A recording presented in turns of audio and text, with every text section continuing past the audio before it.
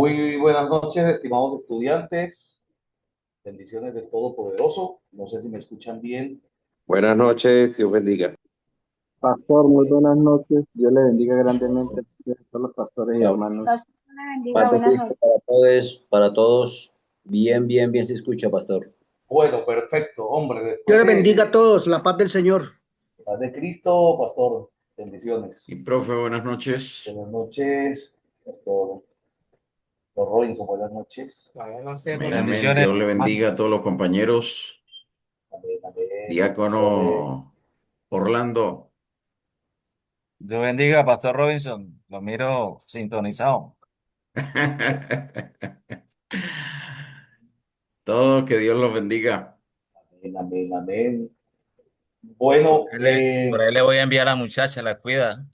Sí, sí, aquí estamos preparando todo para la llegada. Eso va a estar tremendo.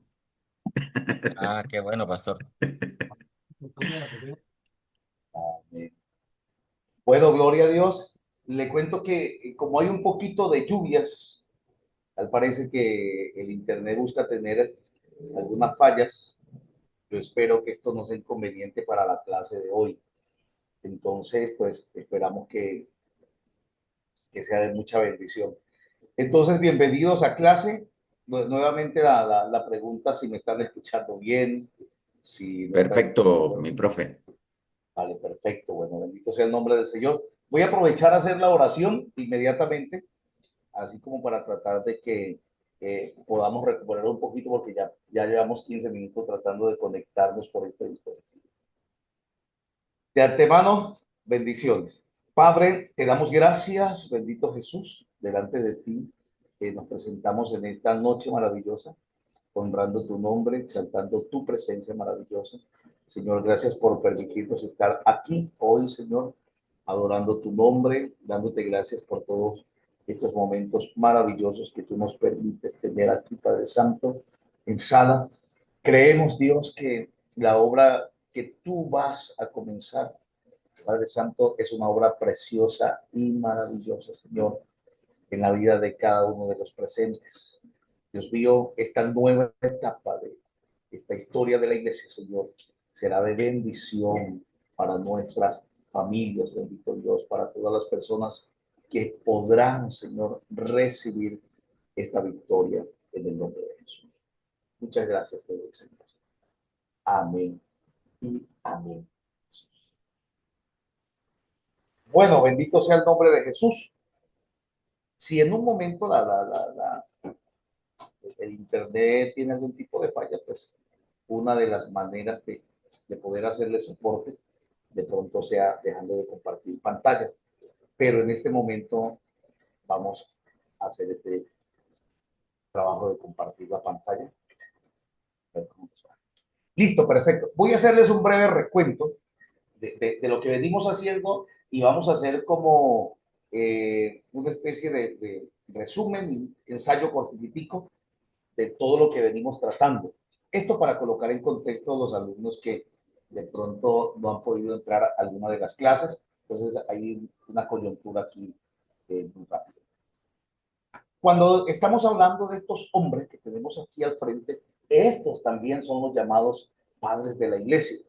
Entonces, cuando veamos patrística, vamos a ver, a tener en cuenta los padres apostólicos, vamos a tener pendiente los padres teológicos, apologéticos, y vamos a tener en cuenta los padres dogmáticos.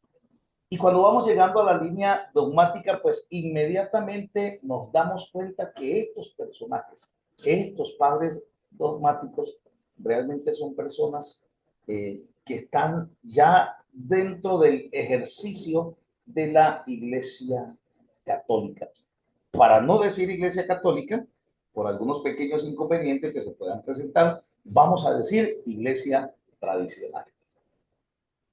¿Qué pasa con la Iglesia tradicional? Bueno, nada más y nada menos que la iglesia primitiva está quedando atrás porque empieza una decadencia, así es, una decadencia en los principios fundamentales. Ya aquí se está utilizando para este tiempo más el pensamiento, la interpretación, por eso podrían llamarse los padres dogmáticos.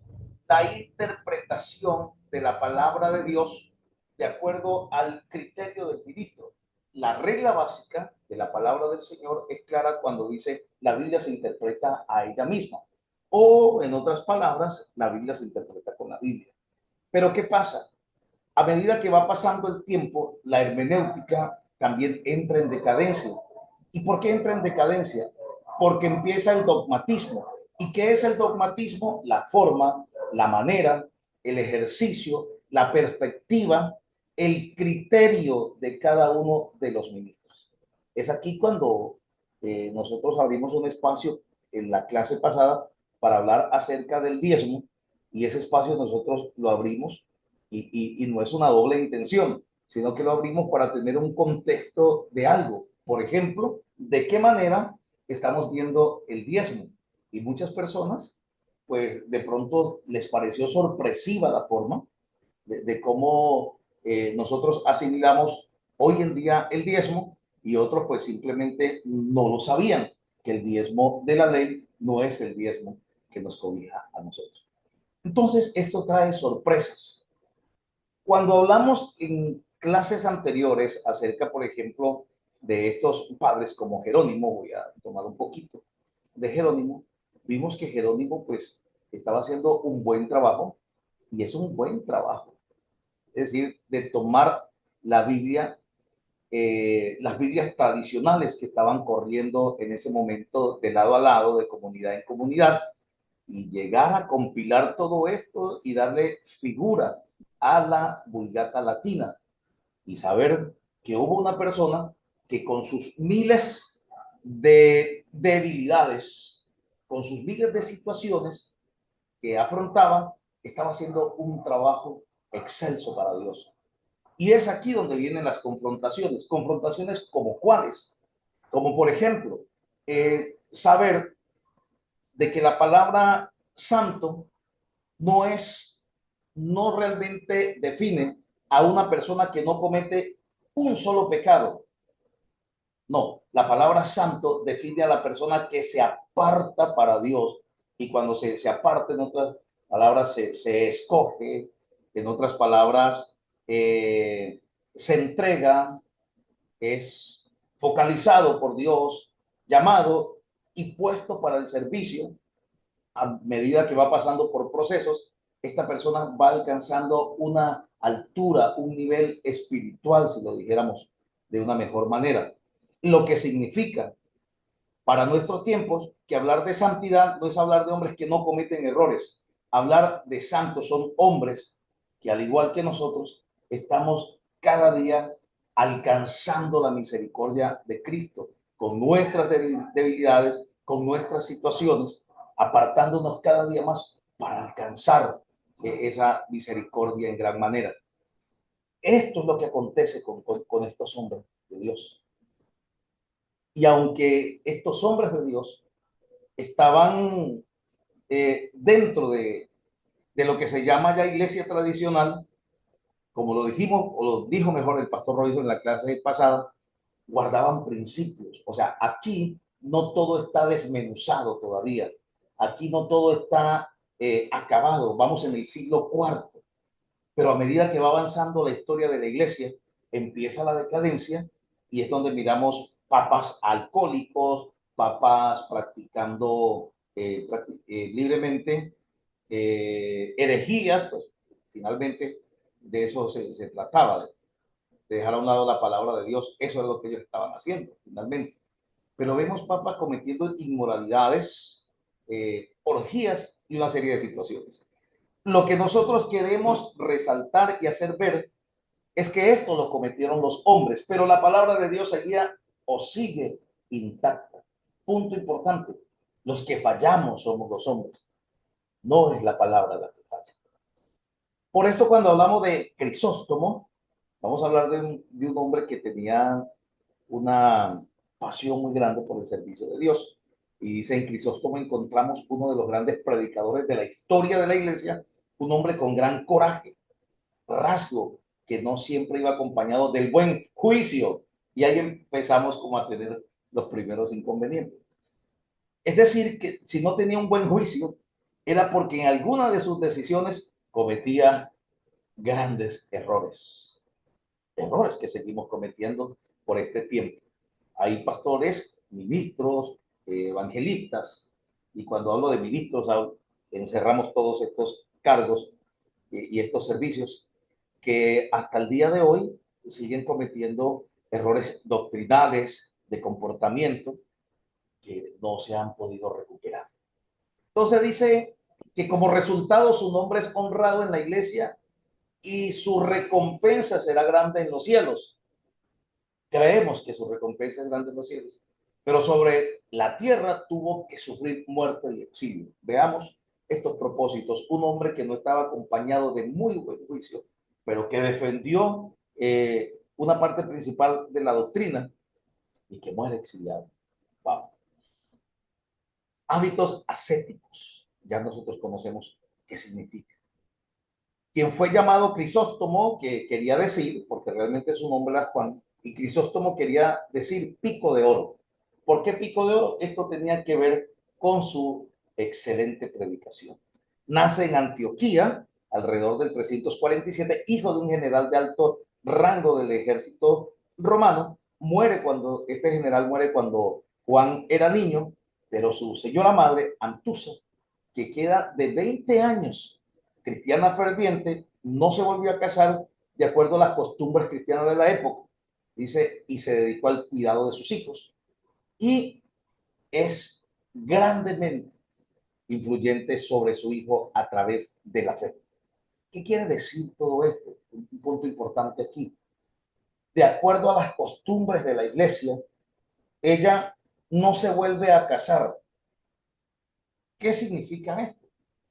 Bueno, esto lo vimos en unas 4 clases anteriores quizás, cuando comenzamos el diplomado en la segunda parte, y pues parte de las costumbres, escucha bien, costumbre de la iglesia, de forma dogmática, para tenerlo presente, dogmática, de acuerdo a la interpretación, a la hermenéutica, a la exegética de aquellos ministros de aquel tiempo, estos obispos.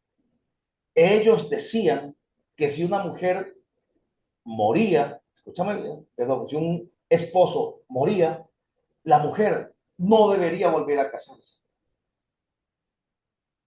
Y costumbre se habla, no fundamento, costumbre, porque el fundamento de los apóstoles, el fundamento de la palabra, pero costumbre fueron algunas interpretaciones dogmáticas que se le dieron a ciertos eventos que ocurrían como estos.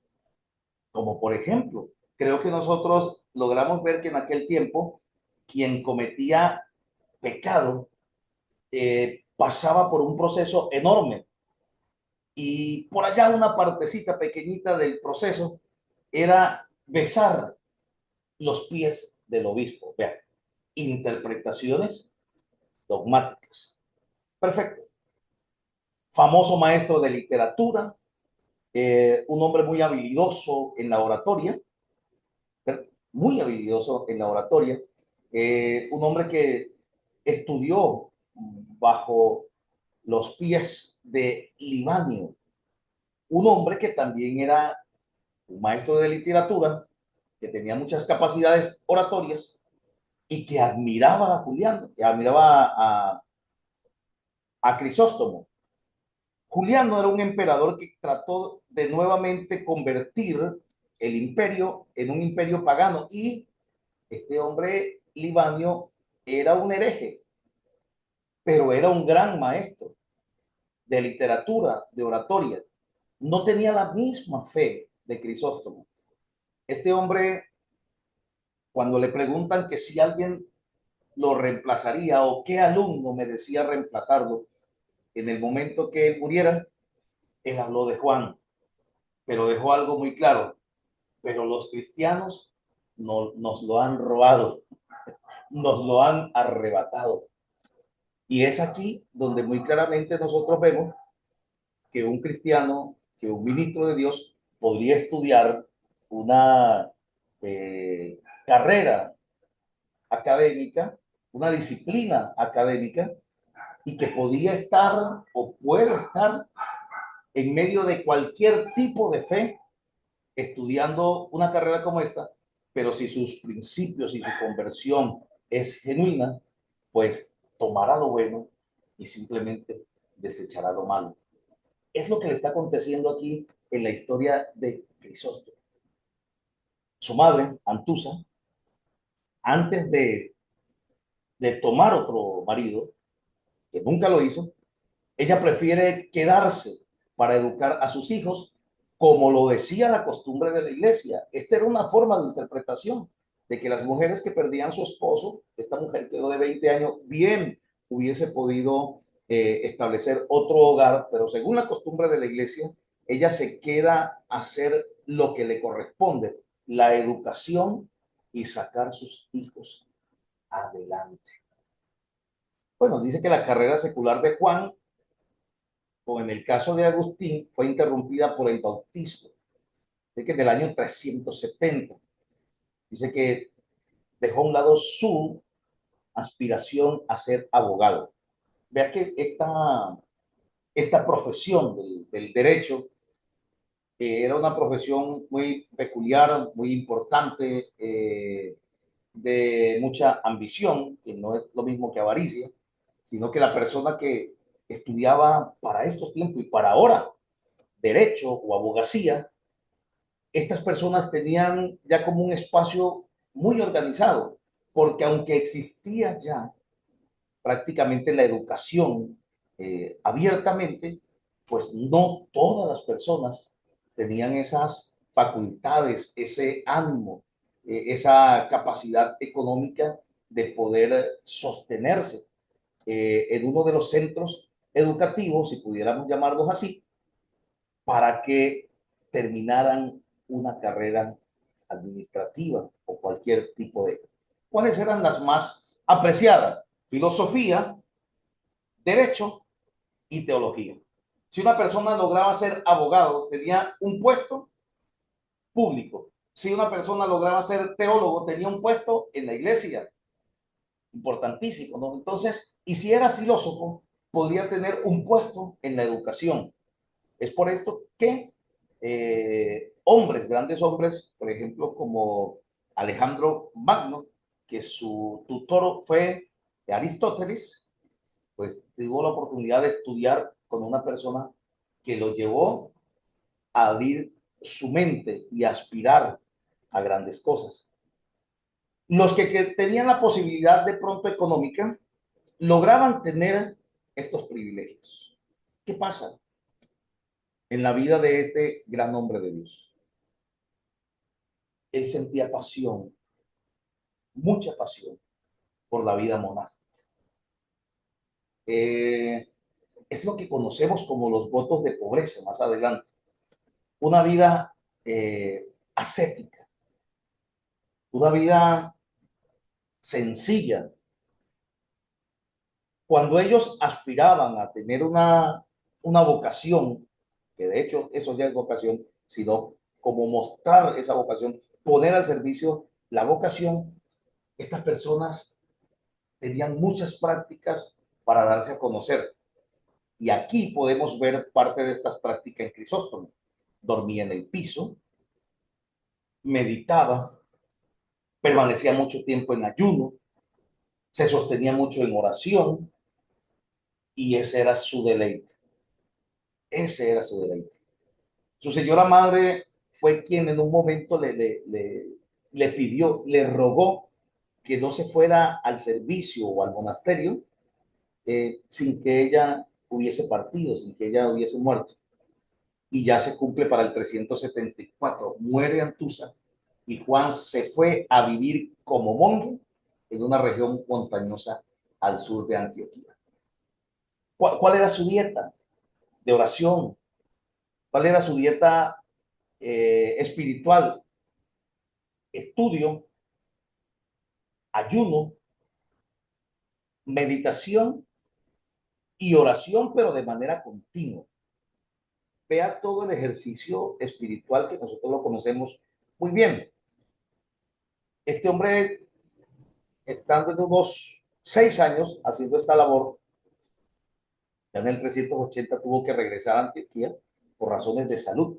Y aquí nosotros podemos ver que sus razones de salud, pues nada más y nada menos eran porque esta dieta espiritual, si pudiéramos llamarlo así, esta forma, este método de santidad, pues trató con su cuerpo, trató con su salud. Así que ya para el 380 tuvo que regresar por problemas de salud y fue ordenado a diácono después de esto. Al llegar a Antioquía, el obispo de Antioquía ya lo ordena como diácono y empieza a tener pues funciones dentro de la iglesia. Y Antioquía era una de las iglesias más reconocidas.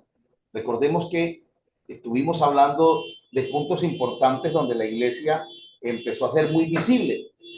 En Roma, reconocidísima por Pedro y Pablo, sus fundadores. Bendito Dios. En Cartago, y Cartago ya para este tiempo, los cartaginenses, ya era una ciudad romana, había sido conquistada por Roma, pues Cartago empieza a tener un crecimiento muy fuerte. Cartago ya pertenece a África del Norte, una ciudad muy reconocida. Ya para este tiempo Antioquía también empieza a tener ya un reconocimiento bastante fuerte. Dice que allí se fue ordenado y sus funciones, dentro de sus funciones diarias, estaba hacer el trabajo a los más necesitados. Es decir, que su vida monástica, ascética, lo llevaba con gran valor a tener como este deseo de poder servir de esta manera. Y este deseo no es un deseo dogmático, porque la iglesia comienza siendo social. Por ejemplo, yo cuando escucho que los hermanos me dicen, no, es que todo está basado en la palabra del Señor y nosotros no podemos salirnos de la palabra del Señor. Y yo digo, hermano, pero es que la palabra del Señor lo encierra todo. La palabra del Señor lo encierra todo. Y hay personas que cuando vamos a realizar la labor social, dicen, no es que la labor social, recordemos el ministerio de la iglesia. Pero si nosotros recordamos el ministerio de la iglesia, comienza haciendo una labor social. En el primer siglo los apóstoles dicen, hombre, no es bueno que nosotros dejemos de predicar por dedicarnos a las obras sociales, y allí nacen los diáconos. Allí es que se ordenan los diáconos para realizar esta función. Y continúa. Este hombre pasa de ser diácono a ser presbítero y empieza ya el ministerio de la predicación como tal. Empieza a ser conocido. ¿Conocido por qué? Porque era un predicador directo, un predicador con escrutinio público. Y era un predicador que enseñaba de todos los temas sociales que existían.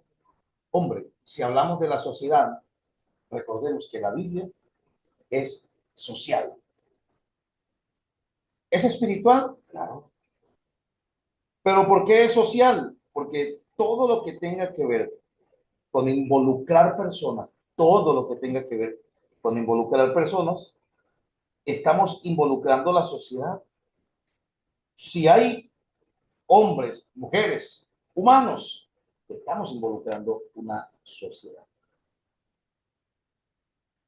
Estamos hablando de Juan Crisóstomo. ¿Cómo les parece la historia hasta este momento? Estamos hablando de un hombre que ha sido tratado, un hombre que ha sido fiel. Y no podemos decir que no hay una inclusión dogmática, porque sí hay. Pero era un hombre muy responsable frente al trabajo. Vamos a ver qué pasó. Dice, en Antioquía fue una de las grandes ciudades del Imperio Romano y su historia data del año 300 antes de Cristo. Era un gran centro político, comercial, el comercio de Asia Menor, el Éufrates, Egipto, Palestina, que era un centro muy importante, muy parecido a Cartago también, porque Cartago por su ubicación al frente de Roma, pero a este lado del Mediterráneo, hacia el Medio Oriente, era una ciudad estratégica. Pero Antioquía también era una ciudad estratégica, una ciudad con más de 200,000 habitantes, más de 200,000 habitantes. Y la mitad prácticamente, o casi la mitad eran cristianos, casi la mitad eran cristianos. Dice que Constantino abrió un espacio muy hermoso para esta iglesia de Antioquía y Crisóstomo empieza a ser predicador en aquel lugar y empieza a atraer las multitudes, y unas multitudes que eran de todas las posiciones sociales. Era sencillo, ya sabemos que era ascético, un hombre de una fe tranquila, y exhortaba a la gente a la fe. Hablaba en su ascetismo, dice que hablaba mucho y escribió también acerca de la virginidad, la viudez, dice, y la viudez permanente después de la muerte del cónyuge. Entonces, este era un hombre ortodoxo y la iglesia de Antioquía estaba en sus manos. Aquí no solamente estaba cumpliendo con una buena parte, estaba haciendo una labor muy hermosa. Dice Crisóstomo, un hombre dedicado, dice, era tan grande como Nectario, el patriarca de Constantinopla. Dice que murió, fue elegido para este cargo. El patriarca de Constantinopla muere y este hombre viene a ser llamado para este cargo. Predicaba en Antioquía y predicaba con fuerza, pero en Constantinopla se fue con mayor denuedo. Es decir, que la ciudad de Constantinopla, al parecía que tenía bastante inclinación al pecado. Y viendo la necesidad, este hombre empieza a predicar con fuerza en Constantinopla. Dice que una de las situaciones más difíciles que se encontraba allí es que una mujer que se encontraba en ese momento allí hacía prácticamente la obra de Jezabel. Y Crisóstomo se le dio por hablar contra ella.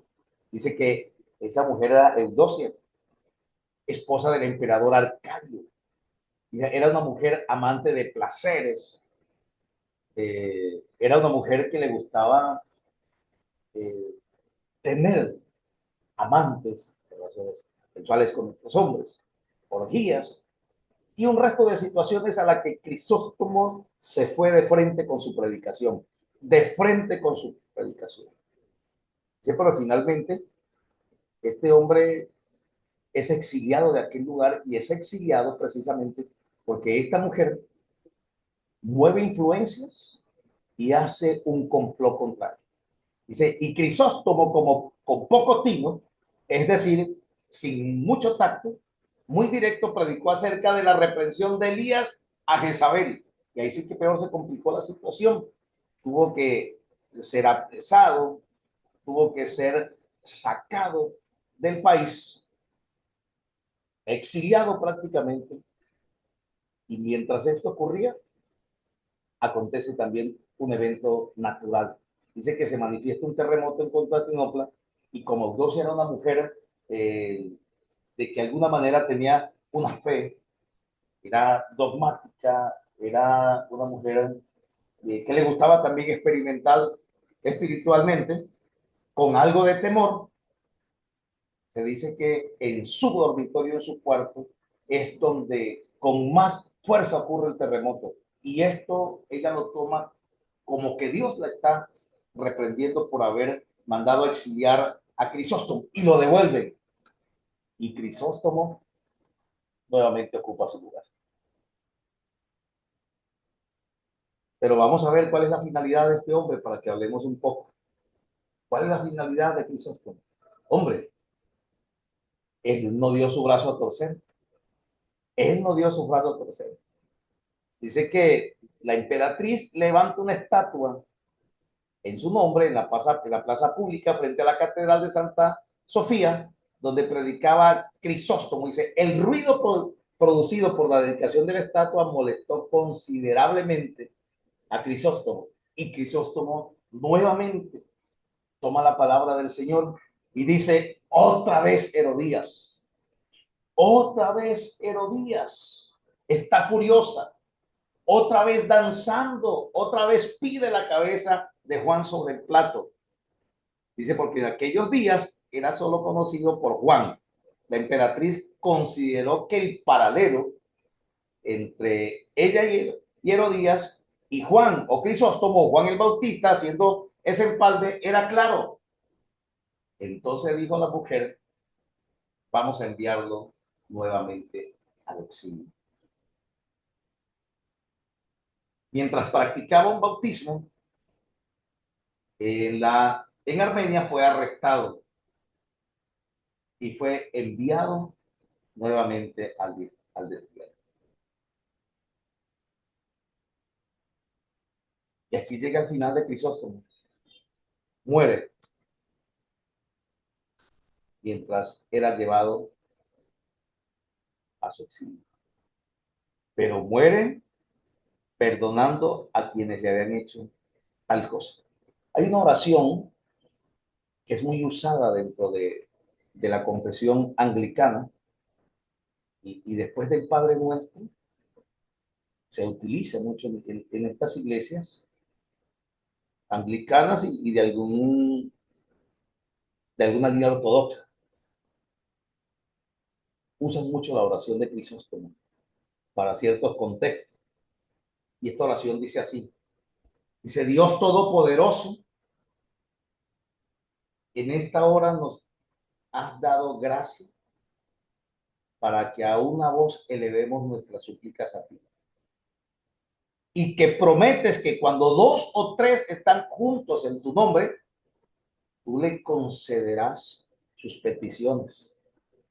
Satisface ahora, oh Señor, los deseos y las peticiones de tus siervos en la forma más adecuada para ellos, concediéndonos en este mundo el conocimiento de tu verdad y en el mundo venidero la vida eterna. Esta es la historia de Crisóstomo. Hijo de un gran general, Crisóstomo, que significa pico de oro, exactamente por su gran habilidad en la oratoria. Un hombre preparado en sus conocimientos de derecho,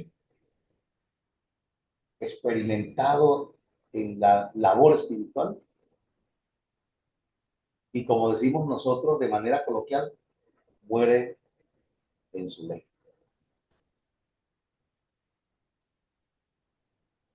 ¿Qué más podríamos decir de Crisóstomo? Muchísimo más. Hay toda una vida de Crisóstomo para estudiar, muy grande, pero esto es una partecita. ¿De qué nos sirven estas historias? De pronto se dirá, bueno, ¿de qué nos sirven estas historias? Es que estas historias son historias que naturalmente exponen todo lo que un hombre tiene que vivir por el ministerio y que referencian espiritualmente la fuerza que nosotros podemos tener frente a cualquier tipo de confrontamiento que sabemos que viene del enemigo, pero disfrazado de eventos o de persecuciones sociales. Esto nos da a entender muchas cosas más. Y cuando hablemos del siguiente hombre, la siguiente referencia, el siguiente también conocido como un padre de la iglesia, nos vamos a dar cuenta que sus escritos también nos revelan una gran verdad. Podemos participar, ya sea aportando, preguntando. Como le digo, de esto hay mucho que decir. Podríamos pasar una sola clase una semana hablando de hacer solamente una diplomado de ellos. En Pero lo que sí patrística, en podemos patrística. decir, sí, podemos decir que eso, que al menos aquí tenemos lo más relevante. Bueno, ya casi vamos a llegar a patrística, ¿no? Que es fenomenal. Bueno, yo quisiera Sí, intervenir.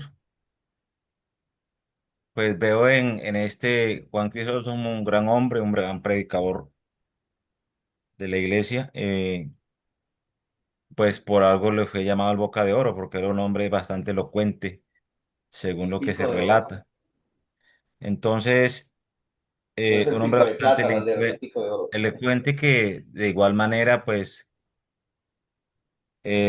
todavía se habla de él aunque fue un poco ortodoxo, pero fue un hombre que fue un gran hombre de Dios, un gran predicador, que de una u otra manera impulsó en cierta parte la teología de los evangelios.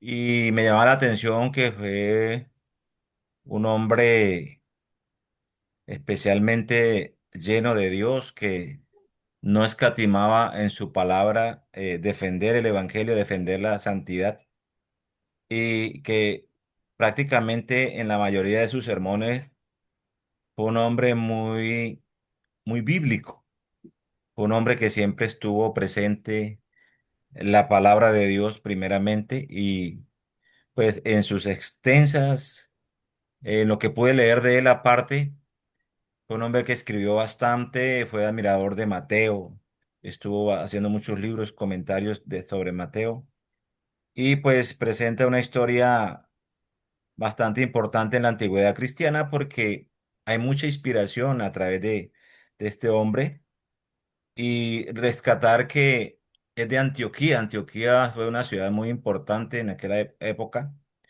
porque a pesar de ese gran movimiento cultural, histórico, religioso, fue un centro muy especial para el Evangelio. Es tanto así que el apóstol Pablo en sus viajes siempre pasaba por Antioquía. Tenía un valor muy importante en esa labor y me atrevería a decir que Antioquía fue una tierra de grandes hombres de Dios que de una u otra manera participaron en el desarrollo del Evangelio en esa época. Y creo que es aquí donde por primera vez se llaman cristianos, valga la redundancia, los cristianos, en Antioquía, Sí, para tenerlo. Sí, precisamente entonces es un lugar de que es excelso en el reconocimiento a los hombres de Dios, y a pesar que era una cosmópolis, era muy importante porque allí se reunían todas las culturas también. Como le decía, aquí este imperio romano, ¿qué hace? Pues prácticamente el imperio romano lo que hace es un cruce de cultura cosmopolita, de la raíz cosmo, que es, lo podemos identificar como mundo, y polis, de la raíz pueblo, polita, ciudad. Cosmopolita prácticamente es cruce de culturas en una ciudad, en un lugar, en una región. Y precisamente, pues, es allí donde, con de nuevo, se levanta un hombre de Dios. Hombre, siempre hay un punto de inflexión, ¿no? O un punto de quiebre. Pues estamos hablando de iglesia tradicional. Yo me acuerdo que mi mamá de pronto decía, o de pronto otras personas también, decía que antes el cura, el sacerdote, hombre, no permitían ni que las mujeres fueran con la camisa más arriba, o sea, que sacaban la gente de la iglesia, de alguna manera se iban mujeres en minifalda como que no aceptaban. Esas son cositas que yo escucho por ahí, y que el cura predicaba. Es tanto que había una parte de, de, de la misa que se llamaba la homilía, y pues la homilía, pues, la predicación, y esa palabra fue muy famosa. Decía, en la homilía el padre dijo tal cosa, o sea, en la predicación. Había un espacio de predicación. Algunos de estos hombres conservaban ese espacio de predicación donde instaban al pueblo, donde exhortaban. Claro, estaban las imágenes, claro que sí. Por eso digo, siempre hay un punto de inflexión. Nada es perfecto. Por eso que en el siglo XVI aparece Martín Lutero, Juan Calvino, Enrico Silvio, John Knox, bueno, un resto de personas que deciden hacer espontánea la situación, las 95 tesis de Lutero, de decir, bueno, esta iglesia tiene un buen principio, pero el principio se ha abandonado.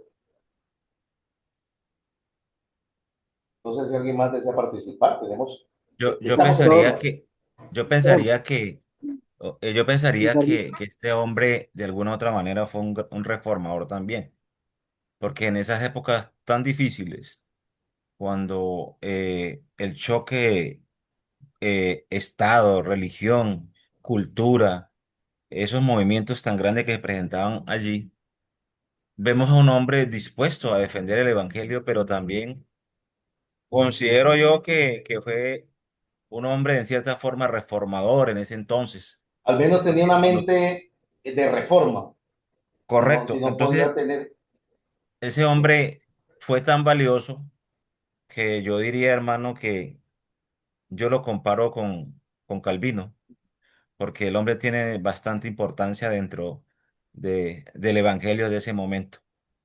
sí. Existieron, claro, existieron pre-reformadores, por ejemplo, como Baldo, sí, existieron unos pre-reformadores, lo que dice Orlando es muy cierto, y eran personas que siempre iban buscando, como iban manifestando la línea de la iglesia primitiva. Por ejemplo, por aquí nos vamos a encontrarlo en la carrera, nos vamos a encontrar los donatistas.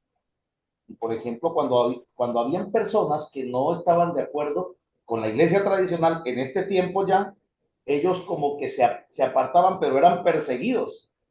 Solo que lo más terrible era que ellos se apartaban y no había una base fundamental. O sea, eh, tras de que se apartaban de una cosa, caían en algo peor, más fuerte, una herejía más profunda. Ese era el gran problema. Pero sí existían personas, porque de pronto alguien me preguntaba, me decía, entonces todo el mundo era católico. No, claro, había gente en contra de todo esto. Y eran grupos que al final eran combatidos, algunos a muerte y otros eran condenados por herejía y los otros descomulgados. Y hermano, estar descomulgado era prácticamente, no te aceptaban ni en la familia, no te vendían nada, tenías que irte del país. O sea, eso era algo aún más fuerte. Pastor Robinson, que creo que tiene el micrófono abierto. Cuéntanos qué. Bueno, pastor, es pastor, una, aunque Juan Crisóstomo está dentro de la lista de los padres dogmáticos de la iglesia, eh, digamos que los dogmas que tenía no eran dogmas que apartaban a la gente de Dios, porque el hombre, los dogmas, pues que, digámoslo de alguna manera, promocionaba o exaltaba era, por ejemplo, la vida monástica, la virginidad, la viudez, que no se volvieran a casar después de la muerte del cónyuge. Pues esos son dogmas que no van a apartar a la gente de Dios, ¿no? Son dogmas, pero no son dogmas como otros dogmas más Sí, eh, complicados, pues, que tiene la iglesia tradicional en este claro. tiempo, ¿no? No, y es que existen dogmas buenos y dogmas malos, ¿no? Por ejemplo, un dogma bueno, por ejemplo, yo puedo tener un dogma bueno y digo, todo el que busca a Jesucristo y se convierte genuinamente tiene salvación. Eso es un dogma. Ajá. Y no es malo, y no es Entonces, malo. digamos que este hombre tenía estos dogmas y aunque no eran dogmas, pues que no estaban 100% respaldados en la escritura, pues de alguna manera ayudaban a la gente a perseverar en Dios, ¿no? Sí, Entonces, por esa razón, él hace parte de la lista de los padres dogmáticos. Pero miremos el hecho de que aunque es padre dogmático, no tiene dogmas tan complicados o graves en cuanto a la vida espiritual como sí lo tienen otros heréticos. padres dogmáticos de la iglesia. Y no era un hereje, Y, digamos. y hay exactamente dogmas herejes. Y digamos que es un hombre para resaltar y para tomar como ejemplo, porque una de las características de Juan Crisóstomo era que explicaba la Biblia versículo por versículo Sí, señor. y aplicaba la escritura a su vida diaria. Eso. Entonces, esto es algo extraordinario. Y una de las, digamos, en el ministerio, si hablamos del ministerio, pues el hombre predicó contra la corrupción, contra la avaricia, contra el lujo excesivo, contra la inmoralidad, contra los abusos de poder. Y no le daba miedo, pues, predicar en contra de de aquellas personas influyentes que lo podían perjudicar por el poder que tenía, pero el hombre no le daba miedo denunciarlos. El hombre no le daba miedo, pues, predicar en contra de ellos. Entonces, eso es un tipo de admirar. Es una persona que dentro de los padres de la iglesia, personalmente, tiene mi admiración. Y si hablamos de la vida o del pensamiento teológico de Juan Crisóstomo, pues fue una persona que resaltó o enfatizó la autoridad de las escrituras, enfatizó en la necesidad de una vida santa, enfatizó en la necesidad o en la importancia de la oración. Era un tipo que oraba diariamente, Sí, vivía sí, en señor. santidad, se consagraba. Entonces, enfatizó en la participación de la Santa Cena de manera reverente. Y otra cosa, aunque la misa tuvo muchos nombres, porque si miramos en la historia de la iglesia, la misa tuvo muchos nombres hasta que llegó Sí. al punto donde se dejó ya la palabra más fuerte es misa. Misa, sí, por la Juan raíz. Crisóstomo, Juan Mm, Crisóstomo, su mayor palabra para lo que hoy se llama misa fue eh, la divina liturgia. sí, Ese era digamos, el lema. Cuando el hombre empezaba o llegaba a predicar, estamos participando de la divina liturgia. Entonces, liturgia ya de la con esa palabra. palabra le daba una visión al pueblo de que estaban participando de algo sagrado. Entonces, o sea, era un hombre, es un hombre que hasta el día de hoy, o sea, como le digo, tiene mi admiración, Claro. porque Oye, tiene sí, señor. cosas muy fuertes. Y como le Siervo, decía, pastor, aunque, hombre, hay un punto de inflexión que precisamente pues, tenía que ver con la parte dogmática de la iglesia como tal, las imágenes, todo eso que le quitaba prácticamente el Ajá. brillo a la iglesia como iglesia primitiva, que ya no era pues iglesia primitiva, aún eso, el hombre estaba conservando sus principios, porque es aquí donde debemos tener en cuenta algo. Es por eso que la Biblia nos enseña claramente, nos enseña, o sea, que la iglesia como tal, la verdadera iglesia, no son ni las paredes, no son ni los sistemas, sino que la verdadera iglesia es la persona que tiene a Cristo en su corazón. Y yo creo firmemente que en muchos grupos que están desviados doctrinalmente, allí hay ciertas personas que aunque no han Sí. salido de esos grupos, están de alguna manera, están Es listos. que nosotros no podemos desconocer algo.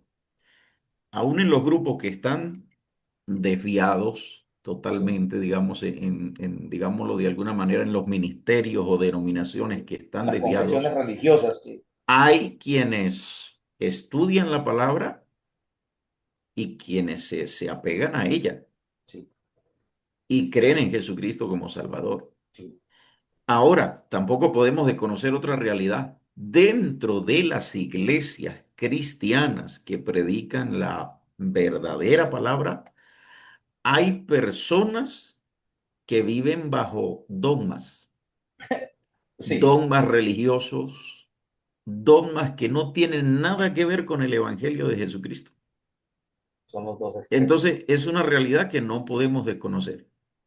Sí. Entonces, aún en los grupos desviados, digámoslo, de la palabra verdadera, hay personas que podemos decir quizás de muy pocas, pero las hay, que serán salvas. Sí, Pero hay dentro de la iglesia cristiana donde se predica la verdadera palabra, que hay personas que no viven una relación personal con Jesucristo, sino que viven una vida bajo dogmas y pues su salvación literalmente está en riesgo. señor. Estamos retomando precisamente la mejor Siervo parte Hugo, de Crisóstomo. Y la mejor Pastor, parte ¿me de permite? Crisóstomo es Siervo precisamente Hugo, aquello bueno que nosotros podemos resaltar como su búsqueda a Dios y a la responsabilidad. Voy a darle el paso a Alexander y después le voy a dar el paso a Gregorio, ¿vale? Para que tengamos, así como ellos me estaban hablando. Buenas noches, Alexander. Pastor, Dios le bendiga a todos. Amén, amén, amén. Pastor, pues yo personalmente con todo lo que ustedes han dicho y por el recuento que usted ahorita del estudio, ¿sí? Sí, Pastor, yo creo que fue muy importante, sí, pero para la iglesia tradicional, porque él enseñó, ¿qué enseñó? Dogmas y herejías. O sea, no enseñó el verdadero evangelio de nuestro Señor Jesucristo. Por eso en la Biblia dice que muchos tienen apariencia de piedad, pero niegan la eficacia de ella. Entonces, claro, él sí enseñó y él vivía en un monasterio y los monasterios, toda la gente que está prácticamente en el monasterio se apartan y lo que usted también comentó, estaba muy sí, sumergido en la idolatría, ¿no? sí, sí, Entonces yo pienso que para ellos sí fue muy importante, para la iglesia tradicional, pues, pero enseñando dogmas y herejías, en cierta forma, pues no enseñaban el verdadero evangelio de nuestro Señor Jesucristo. Pues ese perfecto. es mi Por eso le decimos que comentario. estamos retomando la parte, como que la parte buena, si pudiéramos decirlo así, de este personaje, de la que pudiéramos aplicar como a nuestro tiempo, por ejemplo, la fidelidad al trabajo, a lo que nosotros estamos haciendo como siervos de Dios, esa búsqueda constante. Y como le decíamos, precisamente de lo que nos habla Alexander, ese es el punto de inflexión donde nosotros decíamos, hombre, eh, siempre hay una parte delicada, ¿no? No todo es perfecto, siempre hay una parte delicada. Y lo mandábamos al otro extremo, como por ejemplo las personas que están en iglesias de sana doctrina, de verdad, de que también, aún estando en una iglesia de sana doctrina, hombre, se desvían aún con la verdad en la mano. Entonces, aquí retenemos como esa parte que nos pudiera servir a nosotros y saber que siempre hay un punto de inflexión. Claro que sí, el hecho de ser iglesia tradicional ya ahí se implica en muchas cosas que son bastante fuertes. Gregorio, muchas gracias, Alexander. Gregorio. siervos, la paz del Señor sea con cada uno de ustedes, Dios les bendiga. Amén. Hombre, escuchándolos hablar, eh, ese cuento del dogmatismo, bendito Dios, eh, está hasta en la iglesia cristiana. Ahorita Claro. usted decía la iglesia de sana doctrina, pero nosotros estamos llenos de dogmatismos, ¿verdad? Estamos llenos de dogmatismo. Entonces, ¿qué sana doctrina somos? Porque estamos llenos de dogmatismo. Cuando se dice yo creo, ahí ya hay un dogmatismo, porque es que aquí no es yo creo. Es lo que ahorita se hablaba y se decía que la Biblia se interpreta ella misma, ¿verdad? Entonces, si nosotros que decimos que somos de sana doctrina, estamos llenos de dogmatismos, imaginémonos la iglesia tradicional, hombre, pues viven de los dogmatismos, ¿verdad? Entonces, ahí es donde tenemos que comenzar nosotros, yo creo, valga la redundancia, a revisarnos Sí. y a meternos bíblica y cristocéntricamente a ver en qué es que estamos fallando, hermanos, porque es que los dogmatismos nos están metiendo las herejías. O sea, cuando hay un dogmatismo, eso ya viene con su veneno, hermano. Eso ya viene con su veneno. Mire, ejemplo, hay una iglesia que ora mucho por el avivamiento, ¿verdad? Y entonces el presidente de esta obra comenzó a decir es que se van a convertir 22 millones de personas, 23 millones. ¿Pero dónde dice eso? Se van a convertir muchos, pero yo no sé si se van a convertir 22, si se van a convertir 20, y se está convirtiendo, eso ya, eso ese dogmatismo está convirtiendo ya en una doctrina, ¿verdad? Entonces, pues que se van a convertir muchos, yo sé que se van a convertir muchos, pero no sé si son 22 o 23 o 24 millones, hermano. Gloria sea el nombre del Señor. Entonces, imagínese usted, vuelvo y les digo, si nosotros estamos llenos de dogmatismo, ¿qué será la iglesia tradicional que está más perdida que el hijo de la llorona, man? ¿Mm? Sí, exactamente. Precisamente, ¿por qué son buenos estos temas? Porque nos llevan a pensar y a reflexionar muchísimo, muchísimo. Existe la Santa Madre Iglesia Católica, ¿existe, cierto? Así es que se le dice, ¿cierto? La Así se Santa le Madre, denomina, ¿sí? sí, Santa Madre Iglesia Católica, o vamos a ver si ese es el término que yo quiero. La Santa, bueno, sí creo que sí, Santa Madre Iglesia Católica.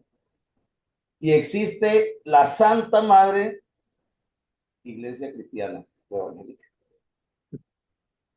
Y si usted pregunta, dice, ¿por qué? Hombre, porque el hecho de malinterpretar la palabra del Señor ya nos tiene en una situación de riesgo, en una situación de riesgo. Nada más el malinterpretarla. Entonces, ¿por qué son buenos estos temas? Porque una vez, yo me acuerdo tanto que un pastor estaba hablando con una persona de la iglesia tradicional y estaba diciendo, es que la Inquisición mató a mucha gente. Y claro, nosotros, eso es cierto. Y entonces el clérigo tradicional le dice, pero ustedes hablan de la Inquisición católica y porque ustedes no hablan de la Inquisición evangélica. Y yo se dije, ¿cómo así? Y es que hubo una Inquisición evangélica y sí la hubo, sí la hubo. Para el siglo XVI, para el periodo de la Reforma, señoras y señores, dentro la iglesia anglicana se separa de la iglesia tradicional, ¿cierto? La iglesia católica anglicana se separa de la iglesia católica romana. Y la iglesia anglicana en ese tiempo pasa a tener bases protestantes, pero dentro de ellos existía un grupo de cristianos dentro de la anglicana que querían que tuviera más pureza porque era protestante, pero tenía ciertas inclinaciones todavía de la tradicional. Entonces, ¿qué estaban haciendo? Dijeron, no, nosotros necesitamos de que la iglesia anglicana se purifique más. Entonces, los llamaron los puritanos. Por eso cuando alguien dice cualquier cosa por allí, el otro dice, pero muy puritano el Señor. Y si usted le habla a una persona de la iglesia tradicional que conozca la historia de los puritanos, inmediatamente dicen, no, no, esas personas, de esos ni me hable, de esos puritanos. Que los puritanos fueron perseguidos y se fueron a muerte. Pero también existían los que se llamaban los anabaptistas o los anabautistas, y a ellos los persiguieron por rebautizar, por eso se llamaban anabautistas. Era anabaptista y el término transliteró. Los perseguían por esto. Pero esos persiguieron a otros que se llamaban los cuaqueros. El apellido de este hombre era Quaker, de donde nace la avena Quaker. Ellos fueron los que fundaron la avena Quaker que nosotros tomamos por mucho tiempo. Y hubo muerte entre ellos también. Entonces, entre ellos se perseguían y se torturaban, señoras y señores, y se mataban entre evangélicos. Entonces, es aquí donde uno dice, ay caramba, a veces estamos muy prestos, oiga, no van a pensar que yo soy de la iglesia tradicional. No, simplemente yo estoy dando una No, clase. también, profe, también Señor, vale la pena acotar pues aquí que en el tiempo de la Reforma también se levantaron los luteranos, que esos luteranos se levantaron en armas. eso, Eh, bueno, perfecto, me faltaba resulta eso, que fíjate. ya estaba pues, ya estaba la Inquisición, Sí, digamos, católica. sí, eh, O tradicional, tradicional, se me olvida la cuestión de Tradicional, la... sí. Ya, dígame, había comenzado en La el siglo Inquisición XII, tradicional ya había empezado ya llevaba cuatro, 1185, creo, sí, antes, siglo después de XII, sí, Cristo. ya llevaba Entonces, 4 siglos, digamos. 4 siglos. Cuando los luteranos se levantan, cuando Martín Lutero empieza a ser perseguido, se levanta el grupo de los luteranos, que Sí, esos no se levantaron con Biblia, se levantaron fue en armas sí, señor. y empezaron a quemar ciudades Sí, donde señor. eran gente tradicional, digámoslo así. Sí, Gente tradicional llegaban y metían candela, los mataban torturaban gente, también. quemaban los luteranos. ¿Por qué razón? Porque ellos pensaban que era la forma de defenderse de la tradición. Exactamente. Esto no lo mandó Martín Lutero. No, Esto no lo mandó. Que Martín Lutero por eso fue criticado y juzgado, pero hay que tener en cuenta que él no mandó esto. claro, claro. Se levantaron, fue sus seguidores. Pero es, digamos, aunque era un levantamiento frontal, era una forma de inquisición. Sí, claro. Y precisamente era eso, era una forma de inquisición. De pronto nosotros decimos, no, pero un cristiano que se convierte de verdad de corazón, no pasa eso. Bueno, yo les voy a hablar de otra. Cuando los colonos conquistaron lo que hoy es Carolina del Norte, Carolina del Sur, toda esa parte de la costa, cuando cruzan los ingleses el Océano Atlántico, es ese, creo que sí, el Océano Atlántico, y llegan a territorio donde hoy es Estados Unidos y toda esa costa donde está Carolina del Norte, Carolina del Sur, Virginia, toda esa parte, ellos llegaron y colonizaron esa parte porque querían, pues, darle otras tierras a Inglaterra. Y como había un rey, la corona los envía a estos colonos. Pero estos colonos, después de 170 años que la corona los explotó, dijeron, no, no, no, nosotros no queremos pertenecer allá, nosotros vamos a llamarnos Estados Unidos de Norteamérica. Ah, entonces dijeron los ingleses, ah, ustedes son Estados Unidos, ahora los vamos a combatir. ¿Y qué era lo que acontecía allá? Pues ya en Estados Unidos, hablemos así, en esa colonia, ya en Estados Unidos, los presbíteros, los pastores que eran menonitas, que eran anabaptistas, para ese tiempo ya, no sé si existían ya los metodistas, porque los metodistas nacen de los anglicanos también. No sé si existían, pero esas confesiones religiosas evangélicas empezaron a armar grupos. Y el pastor de la congregación, que era el don doctor teólogo, ¿cómo es que se? Reverendo, teólogo, que hacía, enlistaba a la gente, los hombres de la iglesia, con armas. Es decir, que cuando vinieron a quitarles la colonia, ¿qué fue lo que se dieron, hermano? Confrontación de candela. Entonces, nosotros decimos, hombre, pero ¿qué fue lo que pasó aquí? No tenían el Espíritu Santo, no tenían tal cosa. Simplemente eso hace parte de la historia y eso pasó. Entonces, cuando nosotros queramos decir que los tradicionales mataron, recordemos que nuestras, nuestros padres, si pudiéramos decir así, de la fe para ese tiempo, ellos también denunciaron lo mismo. Y que esto le acontece a los hombres. Y que Dios nos guarde que para este tiempo haya una invasión a Colombia y nos estén llamando a todos y no nos llamen como capellanes, sino que nos llamen como soldados. Por ejemplo, ¿cuántos son reservistas aquí? ¿Cuántos son reservistas aquí? A ver, ¿quién es reservista aquí? Hombre, Yo soy Eh, reservista, pero capellán. Capellán, bueno, Orlando reservista capellán. No sé si lo van a llamar. Yo Dios nos soy, guarde. yo soy capellán, pero Bueno, dentro de la Constitución me exactamente. obliga a participar en defensa de la patria, Ahí vamos. de La cualquier manera. constitución. Porque usted es colombiano. ¿Sí me entiende? Ojalá nos llamen como capellanes, Dios mío. Llaman como capellanes, permítanme. Porque yo creo que Dios tiene misericordia de nosotros. Pero si no fuera así, tendríamos que empuñar un arma. De lo contrario, ir a la cárcel. Y sé que muchos prefieren ir a la cárcel. Yo sé que muchos prefieren ir a la cárcel. Pero una cosa es defender la patria y otra cosa es irse en contravía, en un grupo armado totalmente diferente, como lo hizo, por ejemplo, el cura Pérez, ¿no? El cura Pérez, que fue el cura del pueblo, el pueblo cansado se levantó en armas y dijeron, bueno, esta catedral se vuelve lo que sabemos. Entonces pasan cosas. De lo que yo estoy hablando es de la historia de la iglesia en este momento y que acontecen cosas, pasan cosas, puntos de inflexión muy fuertes. Y que yo lo digo personalmente, Dios nos guarde en esta situación, porque yo sé que ninguno de nosotros queremos empuñar un arma. Yo sé que ninguno de nosotros con el Espíritu Santo queremos empuñar un arma. Mi Nuestro deseo profe, es predicar y formarnos para llevar esa palabra. qué Dígame, pena adelante. interrumpirlo. Sí, Es que, o sea, podemos, de pronto hay personas que dicen, en el caso de los luteranos, lo tomo como ejemplo, sí. ellos se levantaron en armas defendiendo una fe, defendiendo una creencia que había sido implantada por Martín Lutero, la creencia a las sagradas escrituras, a la salvación. Las cinco solas de Lutero. Solo Ajá, Biblia, solo Jesús, las solo cinco Dios, solo solas, fe, las solo gracia. 95 tesis. Y las 95 tesis. ¿Qué pasó?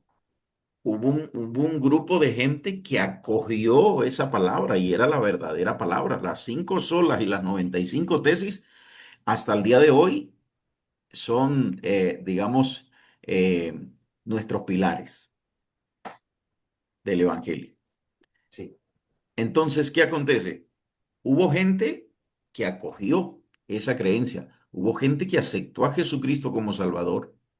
Y la Biblia dice algo poderoso. El mismo Jesús dijo, el que en mí cree de su interior correrán ríos de agua viva. Entonces, en aquel momento que estas personas vienen de la iglesia tradicional, escuchando solamente la venta de indulgencias, dogmas católicos, se les predica la verdadera palabra, ellos la reciben, se convierten a Cristo.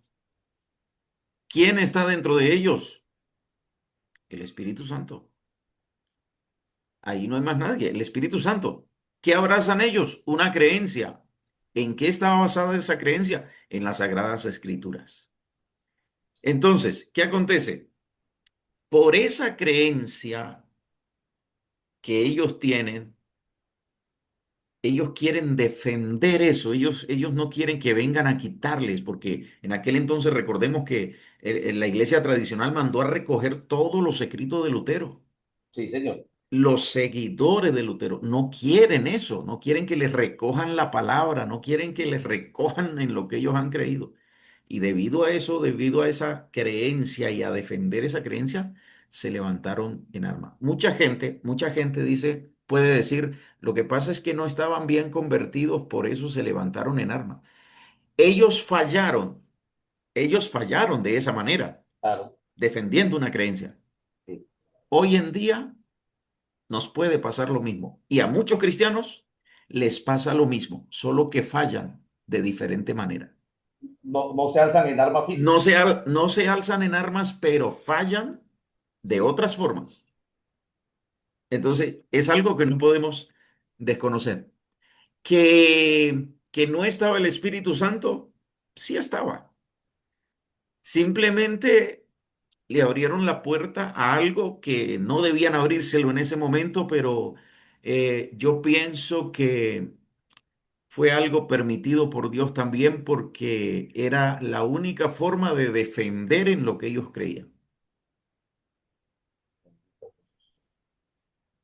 Sí, sí, yo, mire, hay yo algo. también creo, escuchemos a Orlando. Y si alguien más desea hablar para Lo registrarlo que hay aquí. que rescatar, lo que hay que rescatar de lo que estamos tratando es que aún en nuestro tiempo, como lo decía el pastor, somos dogmáticos, pero ¿por qué razón? Porque es que la iglesia ha tenido ese inconveniente desde su nacimiento. Entonces ha sido muy difícil desmarcar únicamente unas personas que no tengan dogmáticas, no, porque comienza desde el tiempo de Jesús con los fariseos, los saduceos, toda esa gente que tenían sus dogmas aún conociendo, y eran muy pegados a la palabra y comenzaron siendo personas queriendo ser muy puras, queriendo ser personas muy religiosas, de conocedores, pero aún ellos fueron desviando a través de los dogmas y sus creencias fueron desviando la verdadera espiritualidad. Nace la iglesia primitiva, viene con los mismos choques. ¿Por qué? Porque trae todas esas tradiciones, todas esas situaciones de los pueblos, de las ciudades, y ha sido muy difícil que se mantengan dentro como de un dogma que se mantenga. No, porque siempre va a tener influencia de otras situaciones, de otras culturas. Todas esas influencias van marcando más dogma, la misma filosofía, los mismos pensadores, dogmas que van añadiendo y hay gente que lo sigue. Entonces, fíjese que llegamos a estos tiempos y todavía nuestras iglesias son dogmáticas, todavía. Y vaya usted a tratar esos dogmas con personas y va a encontrar una resistencia terrible. Va a haber gente que no te va a aceptar, va a haber hombres que no van a aceptar, hombre, lo que tú estás haciendo es un dogma. ¿Quién dijo yo soy espiritual? A mí me enseñaron y se cuadriculan y se rayan y no salen de ese contexto. Pero ¿qué acontece? No quieren abrir una mente clara para tomar lo bueno y desechar lo malo. Sí, Entonces hay gente, es muy difícil punto hablar clave. con gente cuando espiritualmente no son maduras. Yo, por ejemplo, leo libros de los adventistas. Ah, usted es adventista. No, yo no soy adventista. Pero esta gente tiene unos libros, hombre, que hacen unos análisis perfectos, que ellos tienen sus dogmas y sus situaciones correctos, pero yo no voy a tomar lo de ellos, yo voy a tomar lo que a mí me sirve, lo que yo Es puedo aplicar en mi la vida parte diaria, en mi ética de iglesia ellos, que y para el es crecimiento de mi iglesia.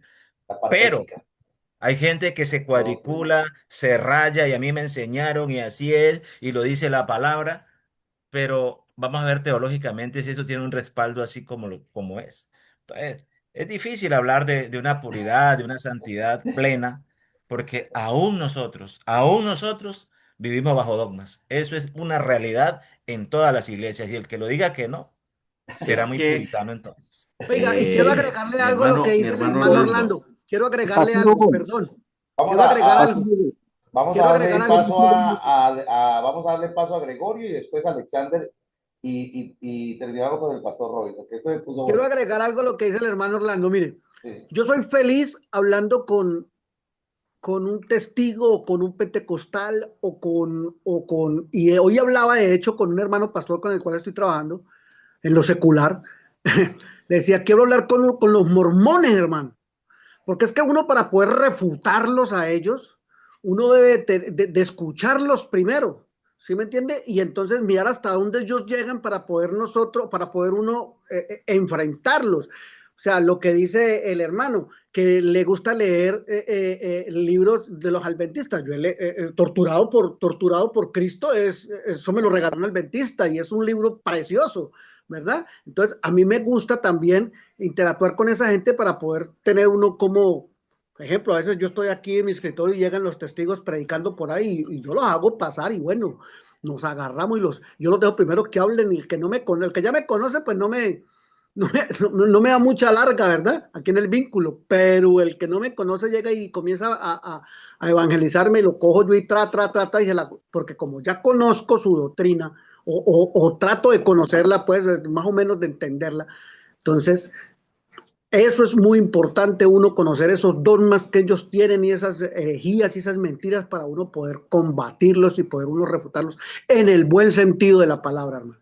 Eso es una A la honra y parte gloria del ética. Padre Celestial. Lo que decía, por ejemplo, Orlando, y eso es que una cosa es la parte doctrinal de una confesión religiosa y otra es la parte ética. Por ejemplo, la mayoría de los adventistas son médicos, son psicólogos. Sí, Para ellos señor. entrar en esos...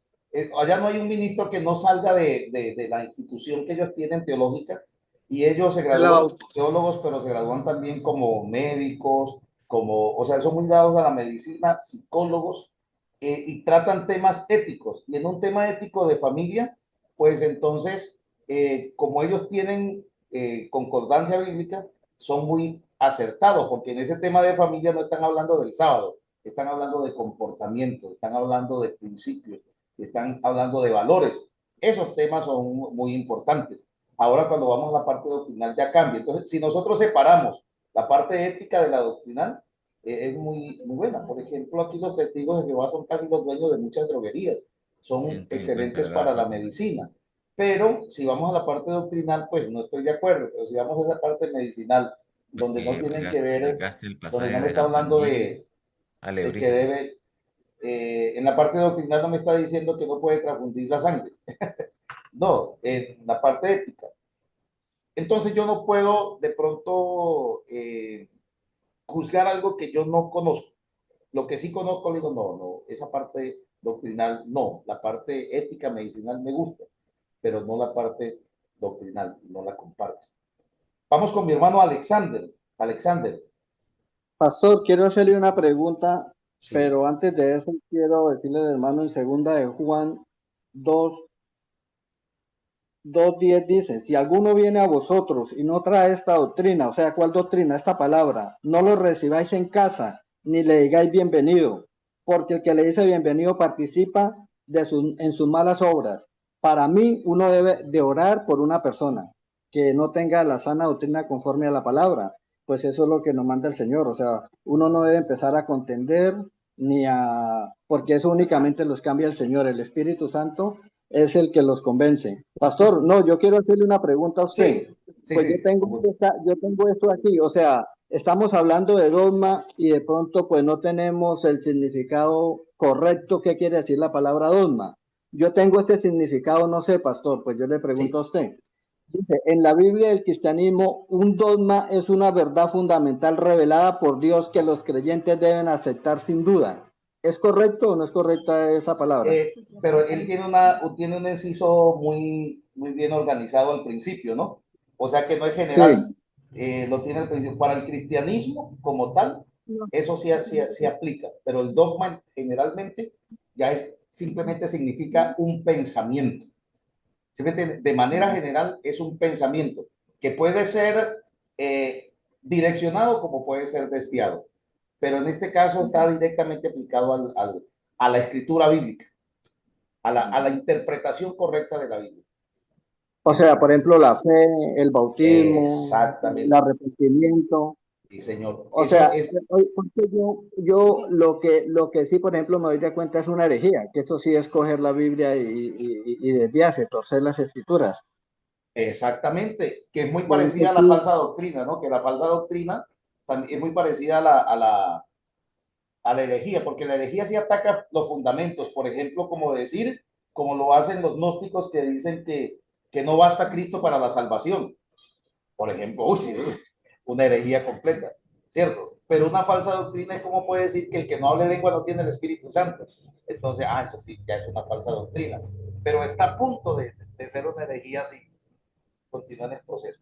Sí, la palabra dogma significa en su esplendor completamente de la raíz griega, significa pensamiento. ¿Sí? Entonces puede ser un pensamiento bueno o malo. En este caso usted me está hablando de un dogma cristiano bien estipulado y así sí, como usted lo dice, sería correcta hablando de nosotros. sí, o sea, sería como un dogma errado, podemos decirlo. Un En dogma es caso de, errado, sí, exactamente, eso, un dogma sí, errado y un dogma correcto. Por ejemplo, exactamente. si yo digo que la fe, si yo digo que yo necesito algo más que fe y gracia para la salvación, entonces eso es un dogma incorrecto. Pero si yo digo que yo soy salvo por fe y por gracia, entendiendo todo el contexto, ¿cierto? Entonces ese sí es un dogma correcto. Si yo digo que se necesita algo más, incorrecto. Si digo que con esto Dios me da salvación entendiendo el contexto de vida, nuestro comportamiento, yo diría que entonces sí es correcto. Es O como, sea, pastor, perdón, o sea, en pocas señor, palabras, nosotros manejamos el dogma del arrepentimiento, el perdón de pecados, bueno, el ajá, bautismo. sí. Lo que pasa es que ese Y eso, dogma a esa casi nosotros no lo llamamos dogma. Para ser más específico, nosotros le decimos doctrina. Entonces decimos la doctrina del arrepentimiento, la salvación, el tribunal de Cristo, la venida del Señor, la segunda sí, venida. Ajá. Nosotros era lo como tratamos mejor, ¿no? más como doctrina para decir que es bíblico, que es un pensamiento que viene inculcado por Dios y que no tiene excusa, que no hay cómo cambiarlo.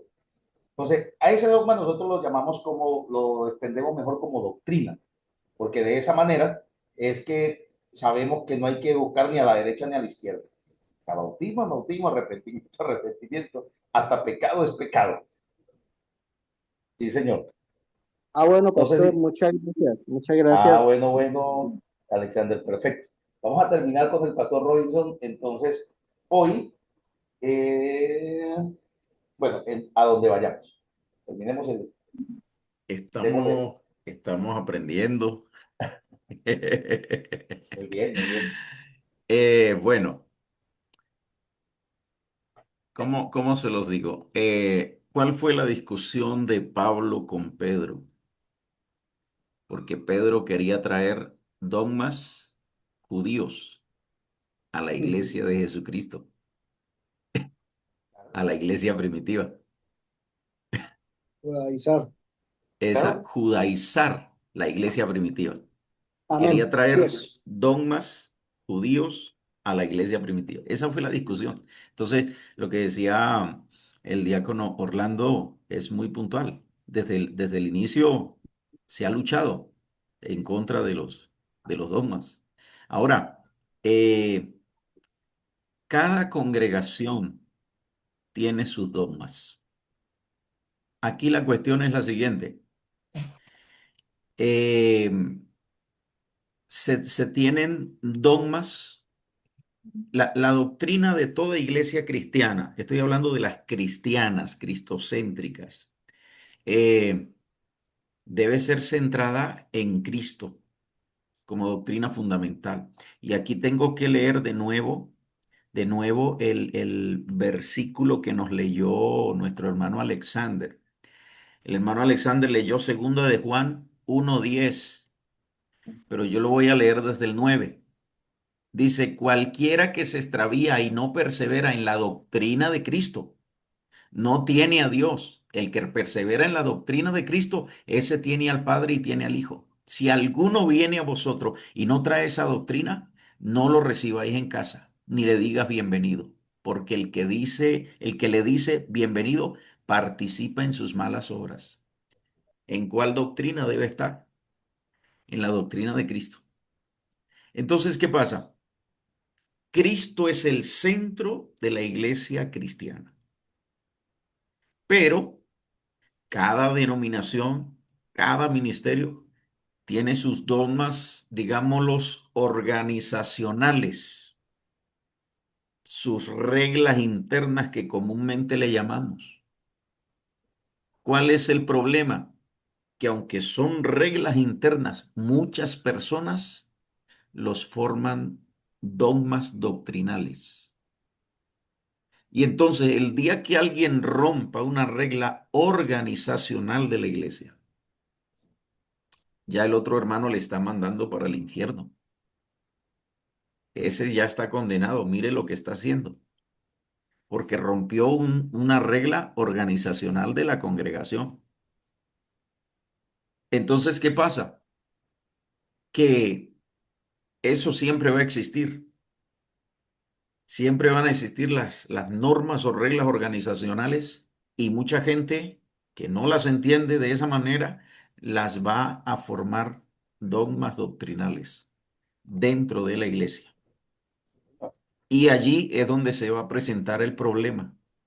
¿Por qué? Porque vamos a volvernos jueces en lo que no tenemos que volvernos jueces.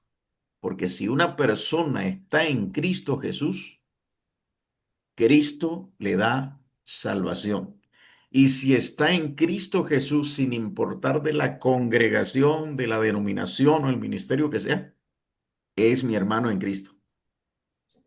Y el día que estemos en el cielo, caramba, allí no van a haber dogmas. Allí no va a decir usted allá en la iglesia suya hacía esto y esto y esto, y el otro hacía esto y esto.